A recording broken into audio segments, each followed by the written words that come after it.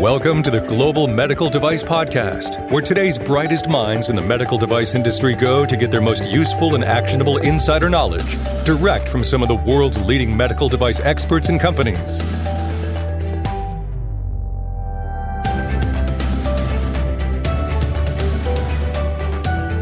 Did you know that there's a really exciting NIH-funded program right now called RADx?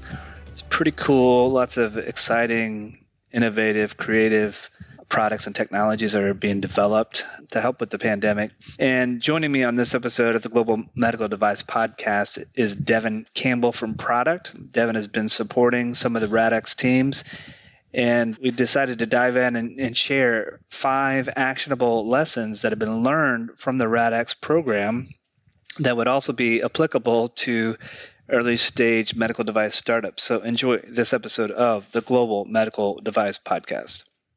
Hello and welcome to the Global Medical Device Podcast. This is your host and founder at Greenlight Guru, Jon Speer. Happy New Year. Hope everybody's 2021 is off to an amazing start. Today, I've got a familiar voice, someone that frankly, I'm quite fond of and really enjoy talking with him, the opportunities that he and I have. So joining me is Devon Campbell. Devon is the founder of Prodct, Prodct. So Devon, welcome to the Global Medical Device Podcast. Thanks, John. Always happy to be here. So what I thought we could dive into a little bit today is talk a little bit about this. I think it's kind of an exciting program. This program's called RADx. I thought we'd explore that a little bit, but I guess before we dive too deep, what is RADx? Maybe give folks a brief overview of that program. Sure. So we're going to be talking about the RADx Tech Initiative and what that is. It's a program done through the NIH, and its aim is to speed the development, the validation, and the commercialization of innovative point-of-care and home-based tests. It's also looking to try to improve clinical laboratory tests and anything else in that diagnostic space, specifically to detect COVID-19 and the virus there. So it's very focused on a lot of different technologies that are out there, and how can the NIH, how can the government step in to as kind of a Kickstarter incubator program to help companies bring their technologies to market that can help in this battle that we're all engaged in. Yeah. And I don't remember exactly when I first became aware of this, but this is I think it was mid to late 2020 when they first announced this program. How long has this program been around? Can you remind me? It's been funded for quite a while. I don't remember the date that it actually got started. I know that rolling submissions and selections for projects began end of April, I think April 29th. Okay. So it's been around. So that's when they started, looking out there and seeing, what might be available. And then they had like a phased process where there is kind of a Shark Tank-like selection process, a down select down to a smaller number. And then there's some validation and risk review where more and more folks get involved to take a look at some of these companies. And then the very last piece is a more select group gets chosen, and then they're supported very heavily through the NIH program to help with clinical tests and regulatory approval and quality system build up and everything that you need to scale up the company and manufacturing, with the goal of being able to then have a number of tests out there that can detect them in a variety of different use cases and environments. I mean, some of the program, at least what I'm aware of anyway, it sounds somewhat analogous or similar to the SBIR program that's been around for a while. It seems like there's elements of RADx that are similar to that. But I like your comment about Shark Tank. That might be a little bit more appropriate as far as describing the process.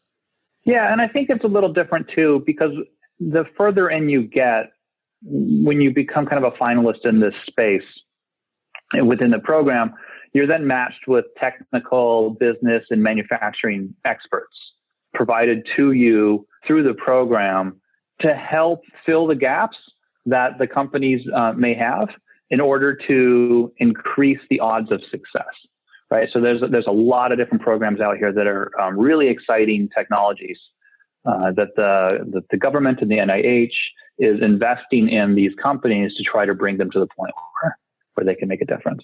And I think that that's a big difference compared to the SBIR or STTR and things like that, where, you're really getting a ton of hand holding and support in places that you don't necessarily, where you have vulnerabilities within your team. True. And the other thing that I think differentiates RADx is the speed. I mean, I have been involved with companies and initiatives where they've gone, SBIR or, different grant funding routes, NIH, whatever the case may be. And that process is painfully slow. I mean, months and months and months. But, in the period of time that since RADx has been around, I mean, I don't even know. I mean, there's probably been thousands of companies that have applied to the program, and probably hundreds going through the process right now. And it's like you said, it's hand holding, it's very quick, which is, it's sort of interesting, like the classic description of a medical device or an IVD or something of that nature. You usually don't use the word quick and fast when you're describing the process. I think it definitely applies here. It's amazing the number of hurdles that are cleared in order for some of these technologies to be able to find their way to the market, still in a safe and efficacious way, meeting FDA expectations. So, there's definitely no corners being cut. But I mean, I'll give you an example. I mean, if you want to get feedback from the FDA on a specific aspect of it, you basically kind of raise that up within your team and within the RADx resources that are there to help you. And then, within a couple of days, there's just a pace, and you get on the agenda, and you have audience with the FDA, and you get into them right away, and you get full notes back, and decisions are made, and you get suggestions about what you should do next from them, and just the real time feedback it's moving at breakneck speeds. And it really allows some of this stuff to move very fast. It's a whole different topic for a whole different day, but I'll plant the seed in your brain, and maybe we can talk about it later. But, there's been a lot of things through COVID and, seeing the responsiveness from FDA, some of the positive momentum on things like EUAs and things like that. And this RADx program begs the question, maybe there's an opportunity for this to become the norm. But again, that's a whole different topic for a whole different day. But I guess getting back on topic, you and Prodct have been very involved in this. So what was it for you that was compelling and intriguing about this? So we were talking before about how finalists are matched up with technical, business, and manufacturing experts, right? And regulatory and quality experts, all sorts of things. And there are a number of different kinds of companies involved in the program. Some of them are much larger, some of them are medium-sized. But then there's a subcategory of kind of emerging entrepreneurs and earlier stage technologies that haven't, it's not a mature company that's already on market and they're trying to pivot their technology to be able to detect COVID-19. There are groups that are definitely doing that. But there's also this other group, which is kind of my specific niche and specialty where I focus a lot of my attention. And that's helping these emerging entrepreneurs in these earlier stage companies get through kind of that, how do we scale up the company? How do we build it? What do we invest our attention and our limited funds into to be able to contribute to this overwhelming need we have nationally and internationally? So there had been this specific subset had been noted in a few cases. That's a tricky pivot to make, right? To be kind of an academic to folks in their PhD thesis, right? And a lot of my clients and a lot of the work that I do is in that earlier, really early stage. Like, how do we build a medical device company out of, this research that we've done or this academic work that we've done? And those companies needed some additional help. So a lot of the RADx experts that were involved, they kind of take a look at it and they ask, is there anyone within the networks that you guys have that can help these companies kind of figure out how to do this pivot, especially in this pressure cooker situation where we're moving so fast. And fortunately for me and my network, a few folks there on the inside had suggested me as a resource to be able to help kind of coach and mentor these projects like I do professionally and like I do with Mass Challenge and with other groups. So that's how I got pulled in and got involved as one of those technical business manufacturing experts to help these companies figure out how are they going to get to there from here. I mean, you just hit on, I think, a really important point. I mean, I've worked through my career as well with, a fair amount of, I'll say, academic researchers, and, the research is phenomenal a lot of the times, but the challenge, the obstacle, the barrier is shifting from the proverbial R into D, taking that research and actually, with an eye towards development and an eye towards productization. I think that's a word. That is a big challenge. So I think that's really insightful that the powers that be behind this program, saw that and realized, hey, there's people like Devon out there who's been there, done that, and very knowledgeable about moving from R to D and D to market. So that's really cool.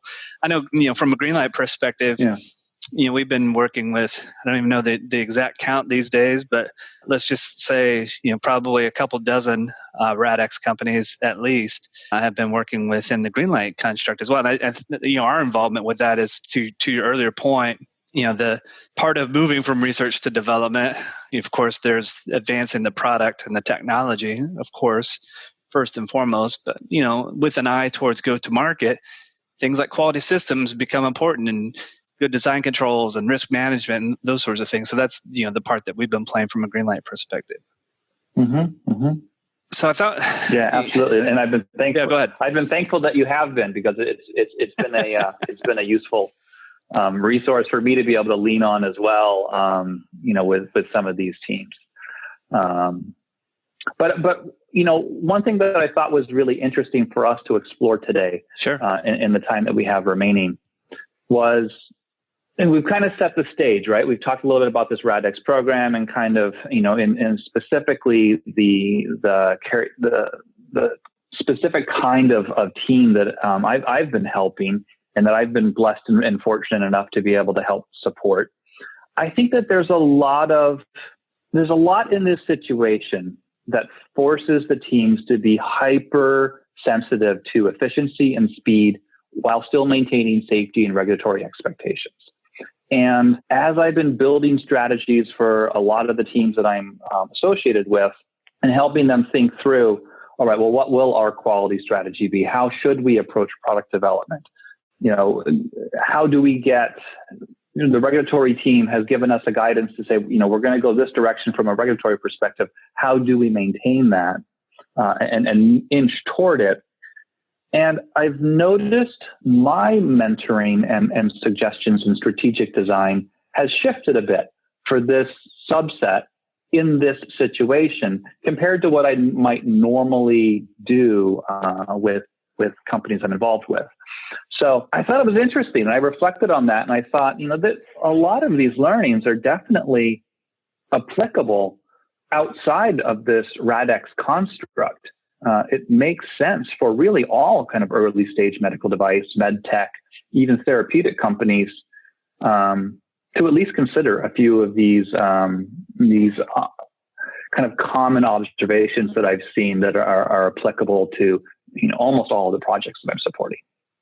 Okay, I'm intrigued. I mean, what are some of those learnings that you think are worth sharing that apply to RADx companies and or any other company, frankly? Yeah, cool. Let's get into those.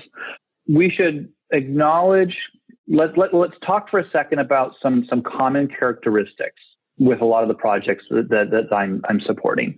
I have to be a little obtuse, where we don't talk about the projects in any detail or the technology or name them through the RADx program. Only that I'm involved and that I give some guidance. But I would say, kind of on a grander scheme, some common characteristics would be that these companies are generating an extraordinary amount of data and they're running a ton of experiments. They're doing it really fast. and they're generally doing it kind of outside of a deeply experienced medical device, such leadership team or product development team at least. So generating a ton of data, really cool technology, running tons of experiments. In most cases, they're racing toward an EUA as kind of a stop on the road, not even a stop, but as a toll booth that you fly through on the highway on your way toward full FDA approval or authorization or clearance, depending on what they're trying to do. A third kind of common characteristic between them all, we touched on it, they're all generally relatively inexperienced with medical device development, but they're all very smart, very anxious and excited to learn and to apply what they might have learned from other industries that they're now in this, or what they might have learned from academic or from research situations. But generally, there's a lot of coaching and mentoring that's needed to help folks kind of understand kind of core medical device development in the regulated space that you and I both live in. And then the last thing that I think is important to point out is that in all cases, they're simultaneously trying to manage development while building infrastructure, while fundraising. So it's kind of like jumping out of an airplane and you're trying to sew the parachute while you're falling. And you're trying to make money to buy the material to sew the parachute with.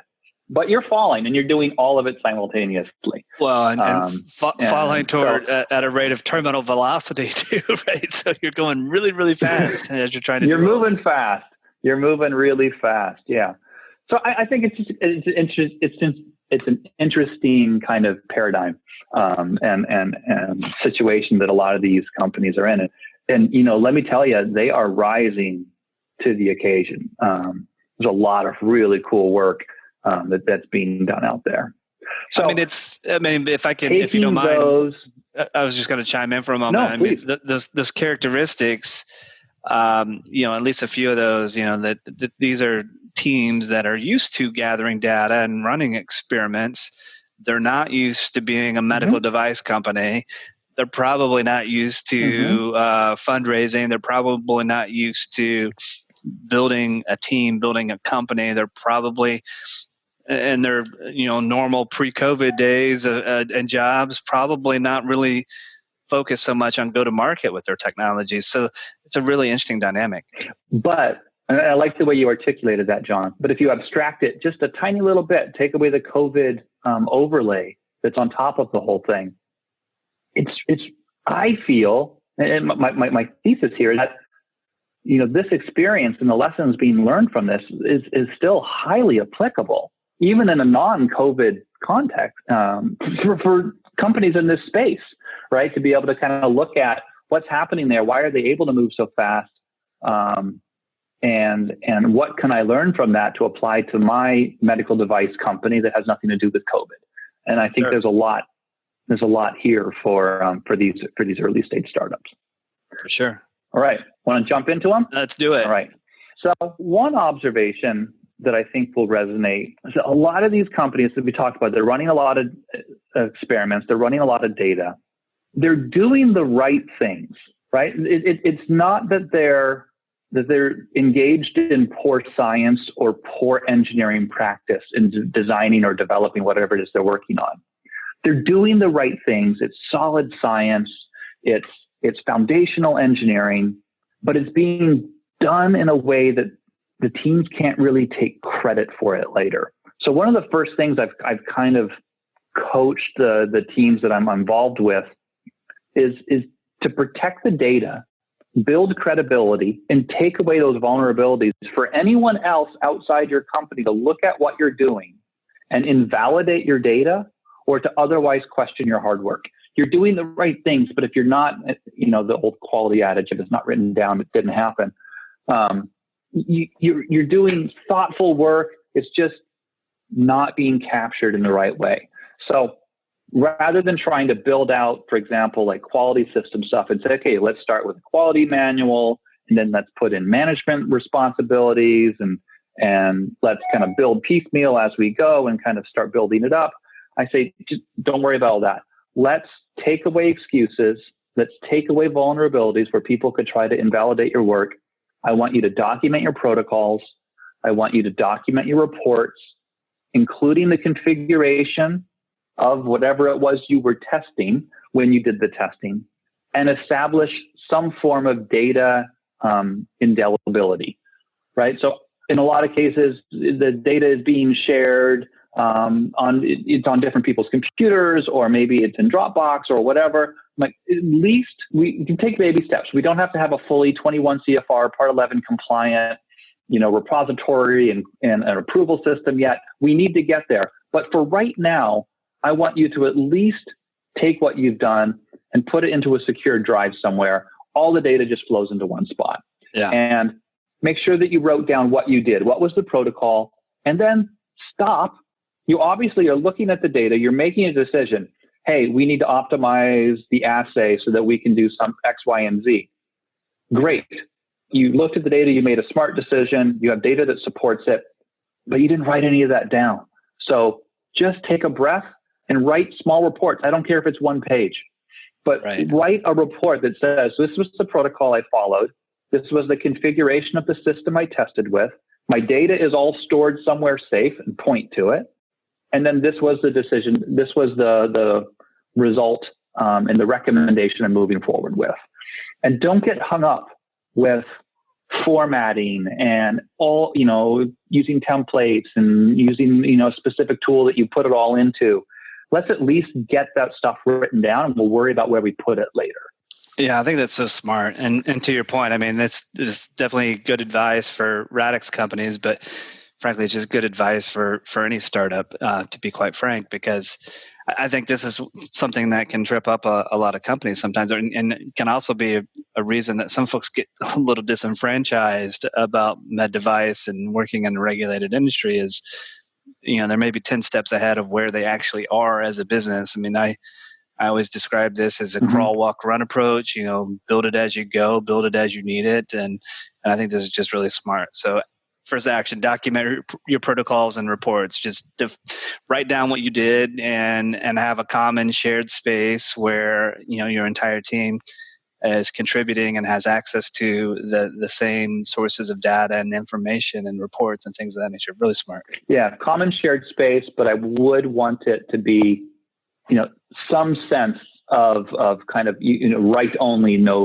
like a read only folder that you put everything into, right? Control's important. And so that, control's important. And the whole point of it is to build credibility, right? When someone else looks at it later, whether that someone else is the FDA and they're considering, some of your earlier work in support of your EUA, or if it is, take COVID off the table, if it is investors, right, that have tech savvy due diligence people on their teams coming in to take a look at you.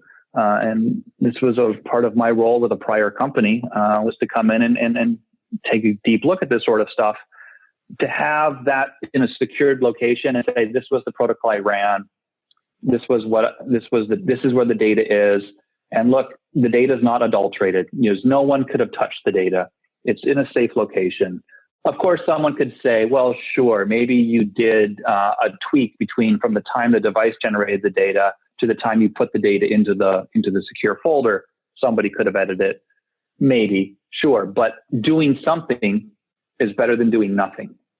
And I'd rather you put it there and let it be. For sure. Yeah.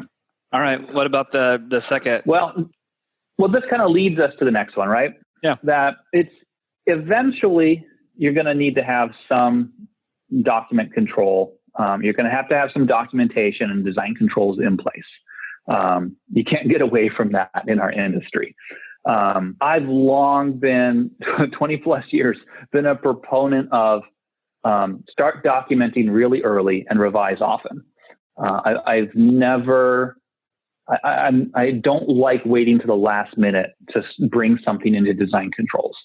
As long as the process that you're using is lean and agile and doesn't really get in the way of product development. And I'm talking about the earlier product development, maybe before you might normally snap the chalk and say, okay, we're under full design control now. especially with these specific teams that are running so fast and you don't know what you're going to try to take credit for later because you're moving so quick. I want, in the same spirit of taking away vulnerabilities and taking away people's excuses in our last comments about protocols, reports, and data, I want you to start having some document control. And so putting together some review processes that are fast enough that you can say, yeah, I did have somebody review it. It might not be that I had every single department review. I haven't had quality and regulatory and manufacturing and sales and marketing and everybody else signed off, because these companies don't have those people yet. They're moving really fast, but they're very early in their size, which is not atypical for a lot of earlier stage startups. It's not like you just hit the ground running and you have an entire product development and commercialization team. So start with documentation, do introduce some design controls, but do it in a way that kind of lowers the bar as much as possible to say, all right, I want at least one person to review your work. Just one. Can we start with that? And so now you're taking away these hesitations people have about doing design controls and bringing stuff into a document control system like Greenlight Guru to say, look, just do one person right now. We will, as the company grows, as the product matures, we'll add in more layers as appropriate and as directed by the regulators and ISO and FDA expectations. So we can build that in time. But I'd rather you start now than procrastinate and wait till much later. One thing I've found is that you can maintain this really fast development change order in parallel with your more commercial, more robust one. And you can run them at the same time. So if you're doing a product development project, to encourage these teams to start documenting really early, if you're taking away all the hurdles and say, look, I'm going to push this in, and the only person, Jon, you're going to review it and approve it in the system. That can work. In a Greenlight context, it would mean for your listeners that are users, it would mean you kind of give document control privileges to the rest of the group. If you have a 4-person team, everyone gets doc control privileges. It's not really a safe space to persist in, but it's a way to get started and start documenting stuff. And now you have it there, and then you can layer in the security that you need to make it more robust and take away that doc control privilege from everyone. But it's better to start than it is to wait. Well, and I hear this myth. I'll put it in the category of myths all the time, where folks, a lot of people are like, oh, I can't get into design control. It's too structured. It's too rigorous. It's too burdensome. And I always tell people that have that opinion. I'm like, if that's the system you're used to working in, then you've been working in the wrong system, because that is not the intent of design controls. And start early. The whole idea of any development, even with medical device development, is it's iterative. You document something, you have a form of peer review, call it a design review, call it a technical review, whatever the case may be. But then you learn something from that, and then you might make an iteration so that you can evolve the product, a step or two further, and eventually toward that path. So, all right. Anything else on this before we go to the next point? One little kind of dynamic to weave into the story. Sometimes I'm questioned to say, well, how frequently should I snap that chalk? How often should I put a rev in? And it's not time based, but I had an idea. Should I put that in? And kind of my feedback or my coaching there has been, look, if you're going to manufacture a reagent, you're going to make a reagent, you're going to manufacture a part, you're going to have, you're going to 3D print something and do an experiment with that. At that point, I think it's a good idea to have that rev. I don't care if you're up to rev 322. Numbers are free, man. As long as numbers the are free. Is fast and numbers are free. And as long as the process is fast and doesn't get in your way, fine. But at least the configuration management windfall that you get from being able to say, I ran the experiment with this version of the formulation and this version of the component, which was 3D printed. you have it, and you can reflect back to it later and say, hey, you can do some sophisticated work. If you don't write it all down, yeah, you're still going to come to the same conclusion. Right. But when you want to go back to it and look at it a little bit later, it's going to be really hard to tease it out. And if you want to take credit for what you did, if you say, oh my God, this worked great, let's do this, you're going to have to repeat some of that work under more control if you didn't do it to begin with. So it actually speeds things up. Totally speeds things up. But that's kind of yeah, go ahead, Jon. I was just saying, it totally speeds things up. And I think a lot of people, it sort of defies conventional wisdom unless you've actually had that experience. But you know, Devon, you've been there, I've been there. I can take our words for it. I mean, our combined nearly 50 years, or maybe more than 50 years in the industry, it works, and it works better. Yeah. And it saves you time later. And that's actually a great introduction, Jon, to the third point I wanted to bring up. It's amazing how this flows, Devon. It's amazing how it flows. That's why we have fun when we do these sessions. Absolutely. Together. Absolutely. So the other folks that are part of like the RADx faculty and the other expert specialists that I have the privilege to be just one of many, the value that these voices bring in accelerating the product development process and the move toward scale up and commercialization. We're all deeply experienced resources that are helping. And we've got great conversations amongst ourselves, and we can, bounce ideas off each other back and forth. And I was reflecting on this experience and thinking, it's not that dissimilar to a startup bringing on or kind of leaning into this idea of technical advisory boards, right? Where you have a team, an advisor network, but maybe a little bit more structured than just a cultivated advisor network. But, a specific group of people that you have access to and who work well together like a board would to be able to help you figure out what you're doing. They're not necessarily diving into the business aspects of the company. We're really focused on, is the science there? How do you prove it? How would you scale this? How do we do the regulatory aspects of things? How do we manage the quality and the QA and RA side of the whole thing? And these technical advisory boards, which have become really popular, this just reinforced for me this experience of the last many months, the value that technical advisory board can bring. And I think a lot of startups are hesitant to move toward technical advisory board. And instead they just say, well, we have lots of advisors that are in our network and that help us. And I think there's a big difference there between talking to individuals versus kind of talking with a team who has a single purpose, which is accelerating your company and your product to market, as opposed to advisors that you sit around and have a coffee with and might give you great feedback, but outside the context of a group conversation where we can bounce ideas off of each other and say, oh, you know what, Jon, that's actually a really good point. I think that I support that we should move forward with that for the company.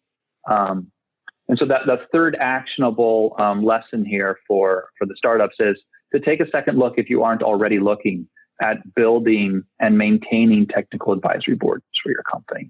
Any tips on who might be good candidates, or what kind of personas would be good folks to consider for a technical advisory board? Yeah, you don't want too many to begin with. So I mean, you want folks that are going to that care, right? They're not there.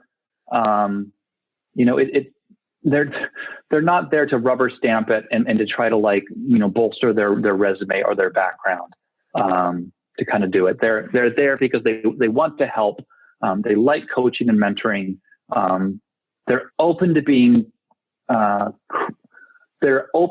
critical of the team that they're working with, the support, because sometimes you have to be pretty critical, but at the same time open to being criticized yourself. And because collectively a group like this does so much better when you meet as a group, and I'll throw out an idea and someone else will kind of take it and run with it in a slightly different direction that they think is maybe better for the team, and here's why. And I'll look at it and say, yeah, you know what? I think that's a really good idea. I endorse approaching using this strategy. So I think really open and honest folks that are there to help, not there for the glory, and enjoy working with. I think that's definitely important.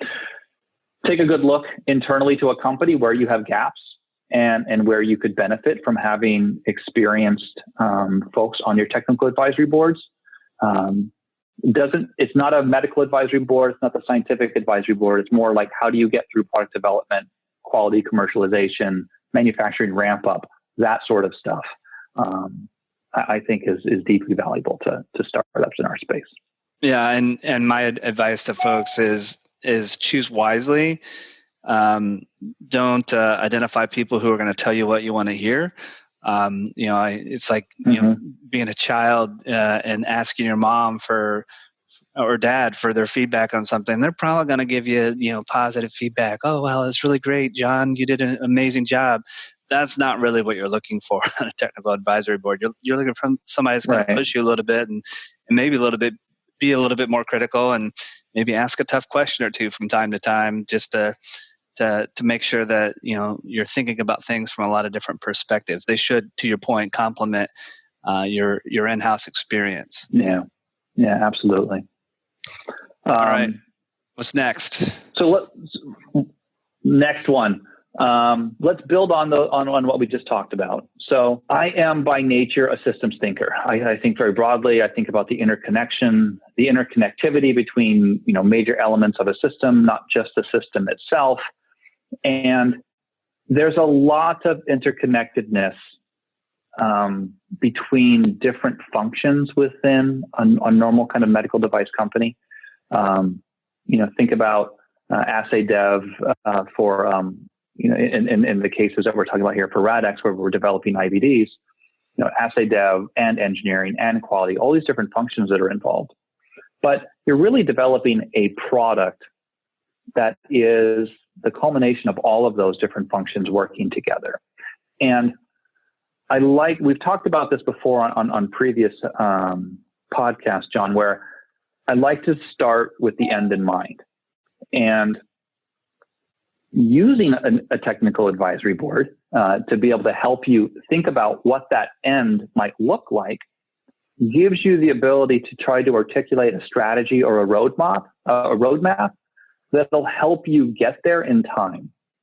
You need to take very fast but small steps, but understanding where you're going and the interconnectedness of, well, if we do these things, we run really fast in this direction, it might not be good from a manufacturing context. Or if we do all this work that's just to drive the manufacturing efficiencies, it might drive down assay efficiencies. So understanding the balance and the push and pull and all of those different things to come up with that strategy to say, well, here's where we want to get. And here's how we think we're going to do it. And then just start executing really early. And taking those very fast but small steps to get there. We talked about it earlier, doing something when we were talking about document control. Doing something is better than doing nothing. And if you procrastinate for too long, especially taking kind of a wide systems view and thinking about where are we trying to get, that procrastination kills your future agility. I would rather be running forward, eyes wide open, into the rain than kind of huddling from it and just waiting for the rain to end, because you may have missed your opportunity. Well, and I think just to carry that metaphor a little bit further, I think sometimes when people look outside, like, oh my gosh, it's torrential downpour, we better build an umbrella. Let's go see what kind of materials we have and start constructing one. And by the time they build the umbrella, the rain is gone and the sun is out. It's like, maybe you should have just grabbed the newspaper and put over your head, or to your point, just go full ahead into the rain, knowing that at some point in time you're going to walk through it, or it's going to stop, or whatever the case may be. Right. Right. Or just acknowledging maybe it's okay to get wet. And I don't care because I know where I'm going. I have a goal in mind, and I know if I get there, if I run now, and who cares if I get drenched? If I run now, I'll be the first one to, when the sun does come out, to be in line for whatever it is you want to do next. Yeah, I like that. So very starting poetic. with the end in mind, and then building your strategy accordingly is that fourth kind of lesson that I've noticed consistent with a lot of the teams that I'm helping out. All right. So as we've been talking, I've thought of something that, I mean, it's great. I guess as we've been talking, what comes to mind to me about all of these actions speak to this in some respect, but it's the action is manage your risk. And I don't just mean product risk. Yes, product risk I think is very important. And there are methodologies and tools and different approaches you can take to assess and evaluate product risk. From that vantage point, I mean, this is the whole benefit that Devon shared. One of the benefits that Devon shared about documenting your ideas, your thoughts and ideas when you're running experiments. Those are all risk mitigation activities in and of themselves. So I think that's really important. But just the technical advisory board, that's another way to mitigate risk, but not so much so necessarily from a product perspective, but more from a business perspective. So you got to look at risk from a lot of different angles: product, business, go to market, manufacturability, scalability. All of these sorts of things are risks that if you don't think about them and spend the right amount of time and effort on these sorts of things, they can definitely trip up a company that's trying to be successful in the marketplace. Mm-hmm. I love it. That's a great fifth lesson learned there, Jon. I think that's perfect and very sage advice for any early stage entrepreneur or early stage startup listening to this, thinking about asking themselves, how do I move forward with this idea that I have? I think that's great feedback for them to consider. Absolutely. Devon, this has been a great conversation. And folks, I hope those of you that are listening, certainly hope we get some RADx program participants to chime in and listen to this. But, certainly all of these tips and pointers and actions, these are applicable. Originally I thought, applicable to startups, but man, this is sage advice. Even if you're a well-established company that's been doing this for decades, these are just some really core, basic, foundational fundamentals that every company designing and developing products should embrace as part of their daily practice. Don't you think? Yeah, I think the challenge for larger, more established organizations is overcoming the inertia of their own systems, right? So what I mean by that, they've already got really large, complicated, maybe it's still very efficient, but larger, more mature. Mature is a better word than complicated. Larger, more mature quality systems or product development processes. And sometimes that carries so much inertia, it's hard to break free from that and say, how can I do something different and faster? So I think it's definitely applicable. I think the challenge for a larger team is to really be humble and question their processes and wonder is there a way that we can behave like a startup to enable us to move so quickly while still capturing the information that we need in piecemeal and kind of building out so that you're moving toward a fully controlled system toward the end of your product development process. But yeah, I mean, hopefully it's applicable across the board. Absolutely. And folks, we're going to wrap up this episode on that.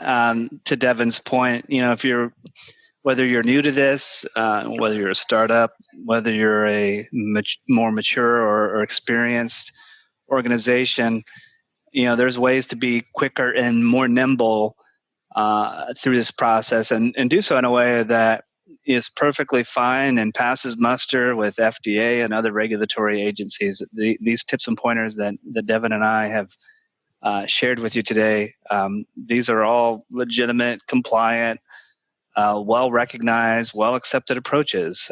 So keep that in mind. And if you're working, in a system or under an approach that, maybe could use a little bit of fine-tuning, maybe looking at ways to improve some efficiency and some throughput, well, that's what Devon and Prodct does for a living. So reach out to Devon Campbell. You can learn more by visiting Devon's website. Devon, what is the best way for folks to reach out to you? The website is just Prodct, Prodct.dev, like product development. You can reach me through there. Yeah, and you can fill out the form, and he will respond. I've done it, even though I knew him. And then the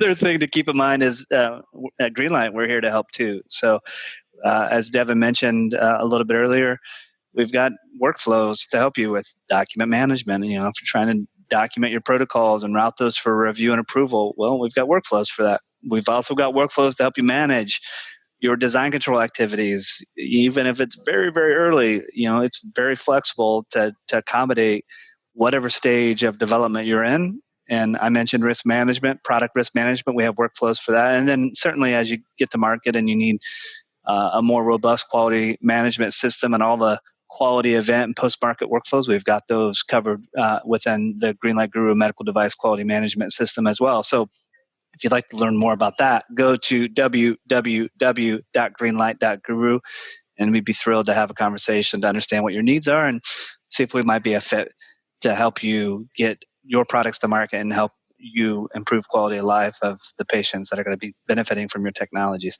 Devon, I always enjoy these conversations. So once again, thank you so much. Look forward to future conversations about, whatever else comes to our minds in the future. So thank you again so much. Yeah, no problem. Happy to have had this time with you. And folks, thank you for continuing to keep the Global Medical Device Podcast at the top of the podcast in the medical device industry. It's because of you, our loyal listeners, that we continue to be that number one spot. So be sure to share more with your friends and colleagues about the Global Medical Device Podcast. If you have thoughts and ideas on things that you'd like Devon and I or others to talk about on the podcast, shoot me a note. And we'd love to get your feedback and continue to make this amazing and an awesome venue for you to get some tips and pointers to be successful medical device professionals. As always, this is your host and founder at Greenlight Guru, Jon Speer, and you have been listening to the Global Medical Device Podcast.